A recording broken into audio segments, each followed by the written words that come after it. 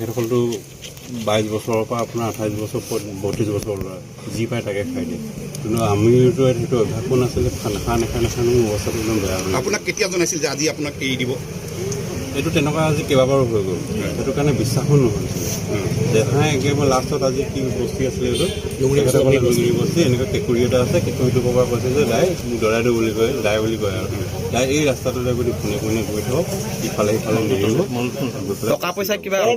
মানে গম কিমান দূৰ খোজ কাঢ়িছে আপুনি আজি কিমান দূৰ খোজ কাঢ়িছে আজি 5-6টা বজাৰ পৰা খোজ কাঢ়িছোঁ প্ৰায় 1টা বজাত কিবা সেনা আৰক্ষীৰ অপাৰেশ্যনৰ সন্মুখীন হৈছে নেকি আপোনাৰ এই ঘটনাৰ পিছত আপুনি আকৌ ব্যক্তিগতসকলৰ তৈল ক্ষেত্ৰ কোম্পানী কাম কৰিবনে নিশ্চয় কৰিব লাগিব পৰিয়ালটো ৰাম কুমাৰৰ বিষয়ে আপোনাক কিবা মই যদি হোৱা খাই এৰিনো তেনেকুৱা 50জনে এৰি দিব লাষ্টত গৈ কি হ'ব মানে প্ৰকৃত অৰ্থত আপোনাৰ কোনো বেয়া ব্যৱহাৰ কৰা নাই ব্যৱহাৰ কৰা নাই সেইটো মোক কথা বতৰা ভালেই কৰিছে ভালে কৰিছে ব্যৱহাৰ যিহেতু মোৰ লগত ব্যক্তিগতভাৱেতো আখেজ নহয়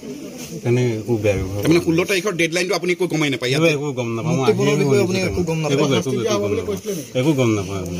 আপোনাৰ মনৰ অনুভূতি কেনেকুৱা আছিলে আজিলৈকে আপুনি কি চিন্তা কৰিছিলে কি মানে প্ৰত্যেকটো মুহূৰ্ততে মোৰ শেষ মুহূৰ্তত এনেকুৱা লাগিছিলে মানে গোটেই দিনটো কেনে পাৰ কৰিছিলে আপুনি কেনে একদম চটফটাই পাৰ কৰে যোনটো কয় কাৰণ কি কৰিব না এণ্টাৰটেইনমেণ্ট কিবা কথা পাতিব এটা অসমীয়া হিচাপে সেইখিনি লগতো অসমীয়া হিচাপে ময়ো অসমীয়া কিন্তু সেই মুহূৰ্ততে চবতকৈ বেয়া হৈছে অসমীয়াৰ মাজত বা বিদেশত আহি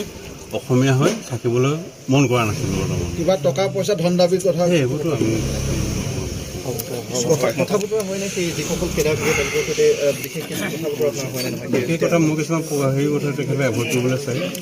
আৰু তেখেতসকলৰ পৰা কিছুমান কথা জানিবলৈ বিচাৰিছোঁ যিখিনি হয়তো আমি শুনা নাই কিন্তু প্ৰকাশ নকৰে মানে ইম'চনেল টাচটো হ'ব নিবিচাৰে এতিয়া এটা দূৰত্ব মেইনটেইন কৰিছিলে ৰাম কুমাৰ কেতিয়া আপোনাৰ পৰা আঁতৰাই গৈছে 4 মাৰ্চ কোনটো বস্তিত আপুনি আঁতৰাই এইটো মই হাবিখনৰ পৰা লাষ্ট আহিবলৈ কেইটামান আছিলে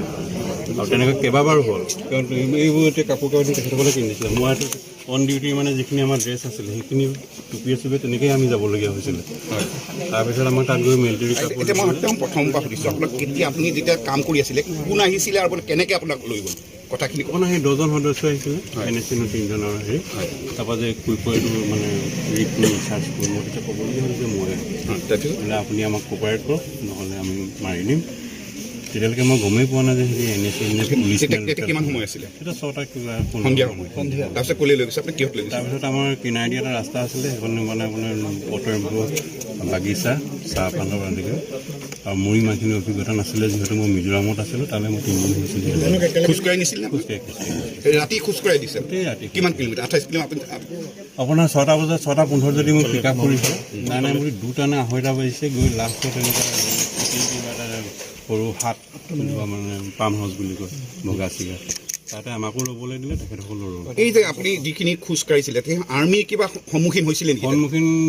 দুদিনৰ পিছত গম পোৱা গৈছে তেখেতসকলৰ মুখত যে আমাক পিছে হেৰি আছে আৰ্মি আহি আছে গতিকে সোনকাল কৰিব লাগে